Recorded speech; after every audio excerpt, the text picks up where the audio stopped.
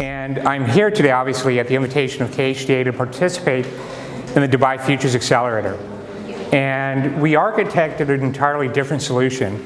If some of you sat in on Corinne Design for Change presentation, that's what we're about. We're about helping kids explore, connect, and find opportunities to participate.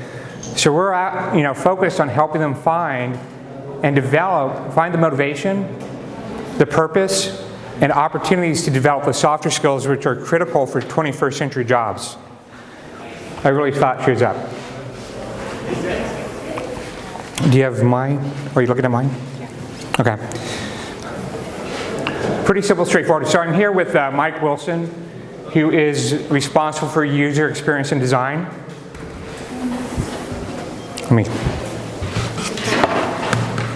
No, something happened.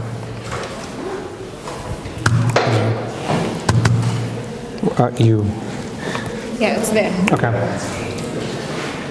So, education obviously is critically important, but it certainly is evolving. A month ago, I was in Cape Town at International Finance Corporation's Global Education Conference. And the theme was preparing youth for 21st century jobs, jobs that don't exist, very similar to the challenge that we have here at KHDA in the DFA cohort. And Gary Bowles is a futurist at Singular University, which is a Silicon Valley think tank. His focus is work and learning.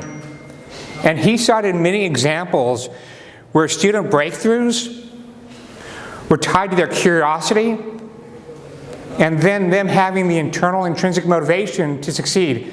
For example, he shared one story, he shared many, but they were all outside the classroom. Anne was a student, or was 16-year-olds in Maryland. She was impacted by her family in the Philippines not having light to study at night.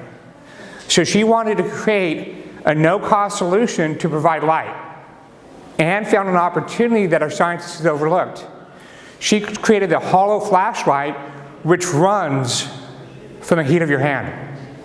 So she actually generated light with a flashlight from the heat of her hands. Just amazing. So in our opinion, this is an overlooked opportunity to really support connecting with kids, helping them find their passion and purpose, and getting involved, developing the softer skills which are critical for the future. And it's also the best opportunity to build an engaged community. You know, let's face it, I've been all over the world now. Algebra just doesn't create community like band, or Model UN, or robotics, or football. You know, and this is a vision that I have, but it's supported by sound research. In the States, the Alliance for Student Activities, which is supported by the National Principals Association, has a mission to share research that if you connect with kids and they participate in outside the classroom activities, they do better. Regardless of their socioeconomic or ethnic background, they have higher self-esteem, higher grades, and higher graduation rates. This is a scalable opportunity for every school, everywhere. Good. So what we did is we created a free solution to power youth achievement. So it's a network, right? But imagine this invitation to your students. Welcome to 6th grade, welcome to high school. Join a network to be your classmates, or join a network to be part of robotics. We found that 94% of the students who receive that invitation accept it. They want to be connected. And because we know who the students are, we feel that we're the safest platform out there. So this stream of content could be a stream of content for your entire school. If you're a network of schools, it could be a stream of content for your network of schools. Your students, it's their content, their classmates, their clubs, their friends. Your parents, this is a stream of content for 3 kids at 3 different schools. And as their students participate, their kids participate, they're getting updates on their mobile app. Go ahead. And we wanted to promote, I mentioned this, safe student discovery. So imagine if a student searches for robotics or leadership, they will find opportunities to connect safely only with other students or clubs at their school or potentially other schools. Educators around the world have said, James, if you have a student searching on robotics and you can assure me that they are a student, We have no problem with them becoming a virtual member. Now, many schools here in Dubai are smaller. So what about the possibility of exposing your kids to other opportunities to participate? Okay? So what we're discussing is really social inclusion. You know, what are you passionate about? And giving students, wherever they're at, an opportunity to safely connect and participate. And we're talking about financial inclusion. A large partner in Washington State wants to use AHA to connect student leaders across 1,500 schools, every middle school and secondary school in the state. And they came to me and said, James, this is great, but we want a rewards engine. Rewards engines are giving students points and badges, and to be honest with you, I wouldn't have had any. So I was not a good student. You would not have wanted me in your class. So the aha moment I had is, why not pay them? And it hit me with my background, you know, graduate degree, IBM, Wharton. Why wasn't I participating in this new digital economy? And if I'm not, what are the chances that students from middle class and lower class backgrounds will? So we actually are launching the AHA token to pay teachers, students, and parents around the world for positive behaviors and participating in after-school activities. And all of this is free. And there is research, by the way, to support. So I operate on a vision, and then fortunately there's plenty of research. There's research to support that incentivizing students helps them find the intrinsic motivation to continue their involvement. And this is actually the Afghan team that was prohibited from entering the US, and I believe they took third in the international robotics competition. So we're Zaha and the AHA token. So another bit of research we did, we researched the price point for education. Again, it's free. So we'll be announcing some major partnerships with youth organizations in the area, and we hope that we can also work with schools individually. Thank you. Are there any questions? I actually do have to go for a TEDx talk after this, so it's kind of incorporating some of that in here. So. Great. Thank you very much. And KHDA is part of that, and we are hosting currently 5 awesome, brilliant startups at the space at Emirates Towers, and you are all welcome to come and interact with those startups, and they are all here available to share with you their updates and latest creations and bringing the future of Dubai forward. So James actually was part of those startups, but he needed to start it earlier since he needed to leave. So we'll proceed now with the rest of the startups. We have now Matt from Naked. Thank you. Yeah, you just use this. I think I'm loud enough. Do I need to wear it? If you don't mind, sir. Yeah, okay. Just put this on your pocket. Okay. Hello, hello. Hopefully you can hear me better now. The one at the bottom. Thanks, Hajo. Good afternoon, everybody. My name is Matt Burr-Dixon. I'm here representing NAC. I want to talk to you this morning a little bit about how NAC unlocks or attempts to unlock human potential. Hajo, can I ask you to? Yeah. Thanks. So, when you Google human potential, this is the kind of stuff that comes up. And what you see here is things around education, around certification, around qualifications. But I think all of you sitting here today will agree with me that we're a lot more than just our qualifications. And we're a lot more than what is just on our CVs. Can we get the next slide, please? So why is it that so many university students wish that they had chosen a different career? Or so many people, when they reach the middle of their lives, get to a point where they think, what am I doing here? And why is it that unemployment is increasing, that unemployment is increasing even though education levels are increasing? These are just the kinds of questions you should perhaps give some thought to. We've done our own research based on the data that we've gathered, and we've seen that there are employers that are looking for these kinds of skills. These are what they consider to be future skills. So things like the ability to not give up, to get things done, to take ownership, to work collaboratively, to engage with people, etc., etc. But how do you identify these behaviors? How do you identify these skills or these talents today?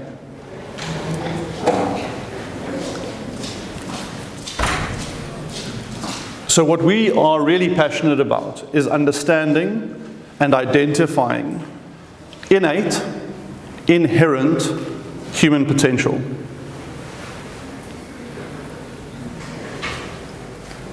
How do we do this? Well, we do this with a combination of game theory, neurobehavioral science, and artificial intelligence. And we do this through mobile applications, games that are based on mobile phones or tablets, things with a capacitive screen that you can touch with your finger. Here are 3 examples of the 3 games that we have. They are really deceivingly simple. And I think that's part of the beauty of NAC. How do we identify people's potential? Well, we do it through having these extremely immersive games that engage you in a state of flow, which means that when you're playing, your true authentic self is coming through. You can just imagine some of the people in some of your local water parks or entertainment venues here in Dubai. If you stood next to one of these slides and said to somebody, based on what you're going to do next, you may or may not get a job, for example, or we may or may not know which course to recommend for you, their behavior is going to be entirely different. But because they're having fun, because they're being engaged, because they're playing a game, they are their true selves. And upon this first gameplay, and you can play these games multiple times, but upon the first gameplay, we are pulling out the most relevant data, and it's that data that we can then reflect back to the user in real time to show them what we believe their potential is. So we have, sorry, I was still busy. Sorry, Hajar. So we have these very immersive games. We analyze the micro behaviors of your fingers on the capacitive screen. We push that data through the NAC algorithms and our artificial intelligence, and we are then able to give you user feedback that is quite simple, quite direct, easy to understand, and it happens in real time immediately after you've played the games. We can analyze over 35 different behaviors, which we call NACs. And we also have over 90 job roles that we can identify, which we call super NACs. If you can give me the next slide, please. So here are some examples of the NACs that we have.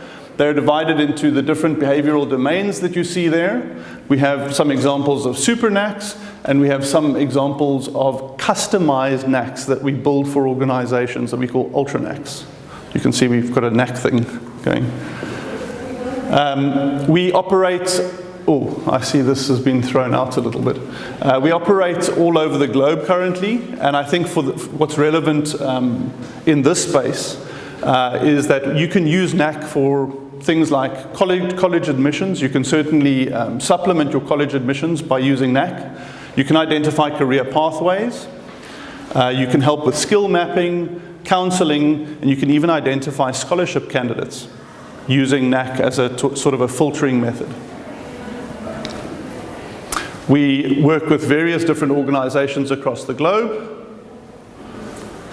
And what I wanted to say is if there's anybody that wants to take part in the NAC exercise to understand the user experience and to see some of your own feedback, probably a good idea to take a photo of this slide. What you need to do is you need to go to this link over here. Just down, it doesn't matter whether you're on an Android or an iPhone, it will go to the right store. You can download the NAC games in a bundle. When it prompts you for a code, you just enter this code over here. It takes you approximately 15 minutes per game. So it's quite incredible that in under 1 hour, you can play 3 games and you can get some feedback that is entirely unrelated to anything other than the ability that you've expressed playing those games. And I challenge you to try it and then to look at your feedback. You do so by after playing the games by clicking on the menu in the top left, selecting My NACs, and having a look at the feedback. You'll see your top 9 NACs and your top 9 super NACs. And you can then ask yourself whether you think this is in any way relevant or valid for you. We do, of course, have scientific validation for what we do, and there's a ton of information on our website, so you're more than welcome to go and have a look there, and please reach out to me if you have any further questions or comments. I'm also dashing off just after this, so are there any comments, questions, thoughts? Going, gone. Thank you. Thank you very much for the opportunity.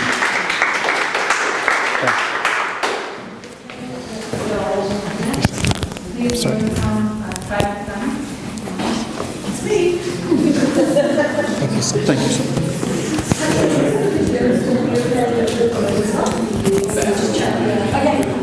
Hi everyone, what's this? A lapel. A microphone? Yes. I'm quite loud. I just need Okay, you. okay. Put it by your shirt. It's really rude when people walk out halfway through. I can put it in your pocket. That's Oh wow, this is very exciting. Can I just put it in here? Okay, so hi everyone. My name's Tatiana. I live here in Dubai. I work for a Silicon Valley-based company called Tribal Planet. We work in citizen engagement. We are a tech firm, but tech for social impact. Okay? So what I'm going to do today, just while Hajjar's sorting out my quite large file for the presentation because it has a video embedded, I'm just going to give you a very brief overview of what it is that we do. So as you probably know from the context of why we're here in this room, we are 5 companies, I'm one of them, working as part of the Dubai Future Accelerators program. And the objective is that we are creating impactful relationships with KHDA and therefore with schools and academic institutions in Dubai to try and bring some of the innovative practices that we're doing in other markets or, starting in this market to Dubai, to the Dubai education landscape. Tribal Planet last year formed a partnership with the UNDP around turning the 17 Sustainable Development Goals from icons into an actionable social contract. Okay, so I know that this is often a government problem or a corporate problem. How do we do this? And it's very, very high level. The philosophy behind our engagement platform is how do you empower individuals and young people to take positive action to drive personal and community level impact around the SDGs. So we have a citizen engagement platform which is originally called the Citizen Platform. And what the Citizen Platform does, it is a mobile-based app that hosts and facilitates a lot of gamified, personalized, digital and physical experiences. Okay? So whether you're accessing online content through the platform, or whether you're being encouraged to go and undertake physical, hands-on, experiential content in your natural world, what we're doing is raising awareness, engagement, and ultimately positive behaviors around priority development areas. So we focus through our content and experiences and actions on STEAM and innovation, on sustainable living, on well-being and happiness. So we don't just mean physical health, but we also mean, the emotional well-being at a holistic level. So, is it working, Hajjar, or is it just, I know it's a big file, sorry. So what I was going to do, instead of talking at you and taking you through some slides, I was going to show you a quick video of something that we actually did in the UAE. So we started building the Citizen Platform in about 2015, 2016. And over 2017, what we did is we piloted our platform in 12 different countries with 1.1 million users in different user communities. And one of the pilots that we actually did in 2016 was in Abu Dhabi with 100 Emirati school children. So what we did is we had a group of school children going outside into the Abu Dhabi mangroves, using the phone's inbuilt tools, sensors and functionality to actually capture real-time, live, meaningful, authentic data about their own physical environment. Okay? And in parallel, we had a load of kids in California in local mangrove environments capturing data from similar contexts and communicating and collaborating around what about water temperatures? What about salination? What about climate change? Okay? We also had another user group of young girls using the platform as a tool to bring physics to life. okay? One of the challenges we have based in our app is how do you use the accelerometer, which is already in your smartphone, to calculate the carbon footprint of your journey to school? Okay, so it is something that we have used around the world inside the classroom, but actually our vision for Dubai is as a fully autonomous engagement tool that's completely fun, completely student-driven, and doesn't disrupt schemes of work or anything that teachers have to do within their own, pedagogy and practice. So thank you so much, Hajar. I know that was a bit of a nightmare. So I'm just going to scroll down very, very quickly. Do I get an extra minute? So I'm just going to show you this very quickly, how our platform works. We have a mobile-based app, and we have an ecosystem of partners, both global and local, that we work with to curate and co-develop authentic content around these priority areas. So, for example, we work very closely with the Smithsonian Institute in the US around citizen scientists and how do you engage young people around those kind of priority innovation areas for the jobs of the future. We're working with NASA around a lot of space exploration content and also land-based exploration, because NASA have a huge department around earth sciences as well. So these are just some examples of people that we work with to curate this content. We incentivize users. So every single positive action that a user takes within the platform, whatever that action might be, whether it's watching an in-app video, whether it's doing a quiz, or whether it's going outside and generating your own energy through kinetic energy floor tiles, whatever you do that is a positive action that drives towards making those SDGs a reality, you're rewarded with points, you redeem them in our reward store, and then we measure the impact. We measure the impact of interaction with all of the content and with all of the rewards. So every single user has their own SDG wallet, which allows them to actually have a quantifiable, measurable impact score around how much they've contributed to the SDGs. So what I'm going to do now is I'm just going to show you a video of some of the stuff we did in Abu Dhabi, and I know that we don't have a lot of time, so I don't mind if we don't do it all, if we just show a little bit and see if we can all see. Blinds are down.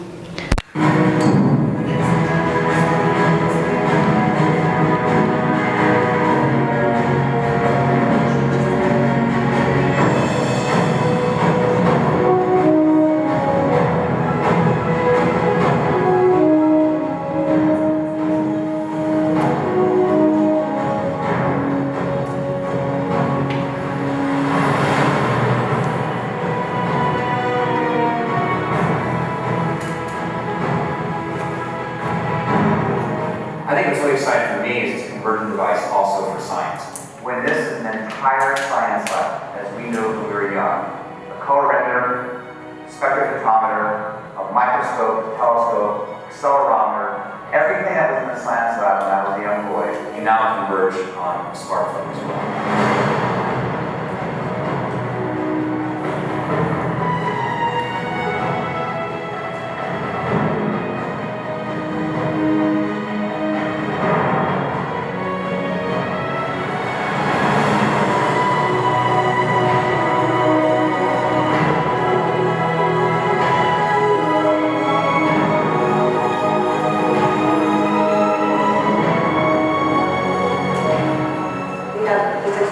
Unprecedented changes in the past 20 years. We talked about how, in my lifetime, I used to have 20 different devices to do 20 different things, and now you have one device alone that does all those things together. Nobody had been able to imagine that 20 years ago, 40 years ago. So we have to be in the same position. We have to think forward enough to know where learning is going. What I love about Citizen Science is it channels children's curiosity through the technology of a smartphone into a place where they're encouraged and inspired to ask bigger questions. I think anything that gets kids more engaged with science and STEM subjects is important to not only the future of science, but our future. It's the engine that fuels our economy. And that's what is so important. Getting you guys interested in science, technology, engineering, math.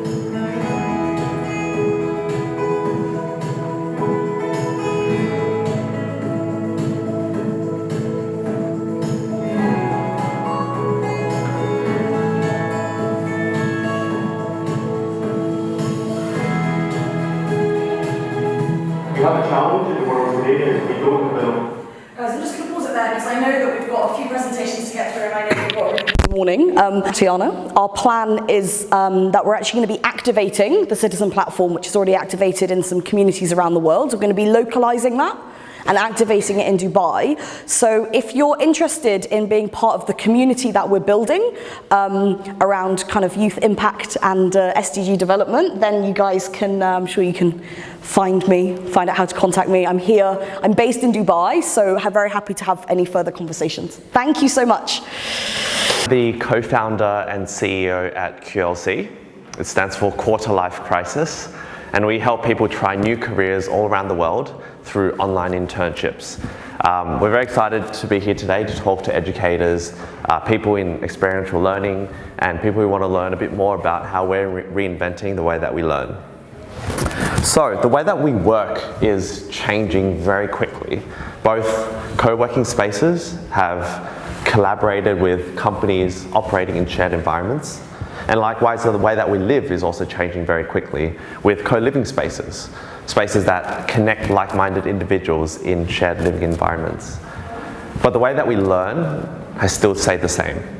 We still go to class, we still interact with our classmates, and we also end up staying in the same career for 5, 10, 15 years.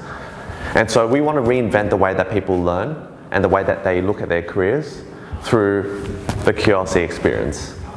So at QLC, we're launching the Quarter Life Campus, which is a co-learning space. So what is the co-learning space? It's really an environment that helps anyone learn from anywhere in the world. It's a lifelong learning experience where you could meet people outside of your network, interact with mentors, entrepreneurs, creatives, but more importantly, get practical experience, whether or not if you're a student, someone looking to pivot their career, or someone looking to upskill with new digital skills. And so, why now and not 5, 10 years ago? It's really because with today, technology and travel, you don't need to choose where to travel, live, and study. There's also a global pool of people just like you and I interacting, mingling outside of the classroom, outside of your work, lunches or drinks. And finally, the way that we look for jobs is changing significantly. No longer are you just applying for interviews over LinkedIn or over job portals. It's actually meeting people face to face. It's meeting people from different walks of earth and essentially tapping into a community of people outside of who you currently know. And so at the campus, we really focus on 3 things. We run ongoing lifelong learning workshops where you can learn about the latest digital skills relevant for the 21st century. Participate in entrepreneurial workshops and events. We also partner with universities to launch digital courses that teach you skills for jobs that don't even exist yet. And we also run practical projects with startups, interesting corporates all around the world. And finally, for those interested in starting your own business, we also have a very big ecosystem of advisors, mentors, entrepreneurs, and investors that you can tap into. So I'll share a bit about what the actual virtual internship actually looks like through this video. So if you go to qlc.io, you'll actually be able to browse all the different experiences that we have. It could be doing digital marketing with Tesla in China, a food delivery company based in Malaysia. Whatever experiences that you want to get exposure to, you sign up to the platform and you can connect to them immediately. If you're part of our university program, we sponsor students. Or if you're an individual looking to try our courses, you can pay yourself. And we essentially connect you to companies anywhere in the world virtually. You can dial in with tools like Slack, Skype, Google Hangouts, and we essentially help you access any industry, any geography from the comfort of your home and your laptop. We also teach you the mindset and tools of becoming a digital nomad, which means work from anywhere you love and anywhere you want to travel to. And likewise for the businesses, we provide them a suite of training as well as frameworks to work with potential hires that can come down their way. And amazingly enough, we are geographically agnostic. So being in Dubai allows us to access opportunities, people, communities anywhere in the world. And so today, for the past 4 years, we've already been launching very large ecosystems of companies. We work with over 1,000 innovative startups all around the world. but also established tech companies like Uber, Tesla, LinkedIn. We've partnered with over 40 universities across Australia, UK, Singapore, and now Dubai to help them transform the curriculum that they teach their students. And finally, we've already connected over 12,000 learners to our digital projects globally. We're very excited to be part of the UAE program with Dubai Future Accelerator because we are also looking to transform the way that people learn and live here. So I'm very excited to say that we actually launched our Dubai campus 2 weeks ago, which I'll show you a quick snippet of what the experience looks at. So the campus is based out of Emirates Towers, and it's partnering with a lot of the accelerator community, startups, and universities in this region. So enjoy.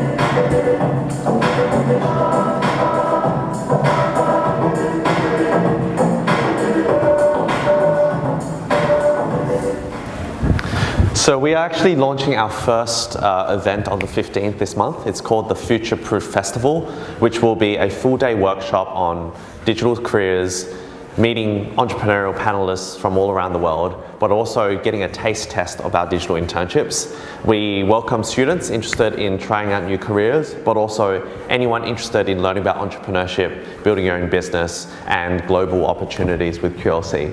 So if you're interested to sign up for the workshop, we're opening it up to 50 participants. You can go to qlc.io/Dubai. Again, I'm Will, co-founder and CEO. If you have any other questions, I'll be around. So thanks so much. That's Tom, and we are from a company called Zap, and we're responsible for creating an anti-bully application and awareness campaign called Bravely.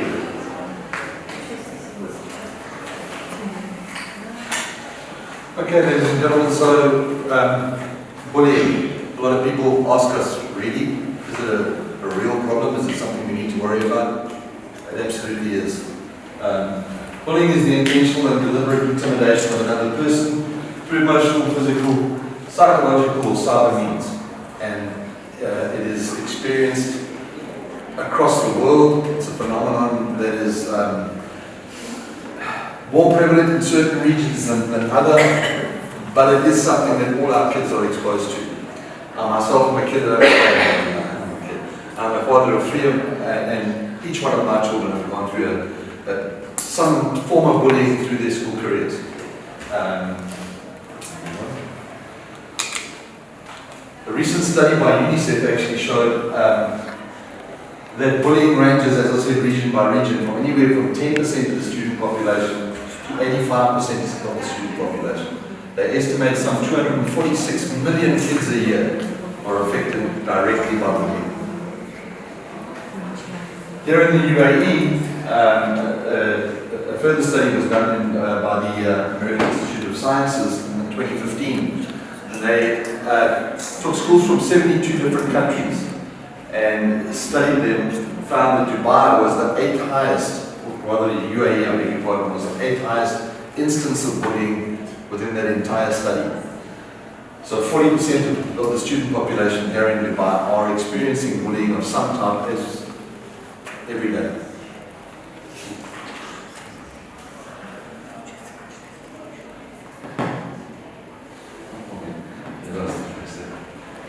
There we go. Okay, so bullying has a tremendous impact on a number of things. Obviously, impact on emotional and mental health. Students will experience anxiety, stress, depression, loss of confidence, loss of esteem, fear, and in some extreme cases, even thoughts of and actual suicide. And it happens, sadly enough. As far as the impact on educational outcomes are concerned, students who are studied are absent more often, are more likely to drop out of school entirely, and certainly experience or have worse academic results than those who aren't. And finally, and this is very important for our particular application because we're giving students a voice. Who do students reach out to? The sad thing is that the statistics I've just shown you are all considerably understated because, as you can see, only 10% of students will actually tell a teacher if they're actually experiencing bullying. A further 30% will tell no one at all. Another 30% might tell his friend or a sibling. And another 30% might tell another adult, parent, friend, etc. So we're looking at about 60% of bullying incidents are never reported at all. So everything I've just explained to you about the statistics is very, very understated. Okay, so take all right, so how do we make a change to an obviously huge problem? Well, we're tackling the problem in two parts. First of all, we create awareness through a campaign, and secondly, we provide a safe communication channel through our anonymous reporting application. So firstly, the Bravery Anti-Bullying campaign. So rather than put emphasis on the negative side of bullying, we look to put a positive spin on a campaign where we're aiming to motivate young people to take a stand against bullying, to make it not cool, to give them a voice, to inspire confidence and social engagement. The second part is our Bravery mobile application. So our mobile application, as you can see, is a 100% anonymous reporting application used to give a safe and confidential voice to students who may be victim of or bear witness to any unacceptable or unlawful behaviour of any kind. The mobile application can include text, reports on the mobile application can include text, video, or images, and can be used to report any incidents of bullying, cyberbullying, harassment, discrimination, violence, etc. All the reports are received on an administrator dashboard. This is where a assigned representative from the organisation will receive all reports and can use it to anonymously communicate in real time with the reporter and gather more information. This can be your HR department, your school counsellors, and psychologists, and basically gather more information for further investigation. All information and reports are stored and managed and can be revisited for further analysis and detection of trends and problem areas. And that is it in a nutshell. Bravely be brave. I'll also let me know if there are any questions. You good, Tom? We are bravely.com. We are bravely. As our Bravely, you need to do the survey, or everyone needs to do the survey? Yeah. Everyone has to do it. So are you going to do... Sorry, our new website's not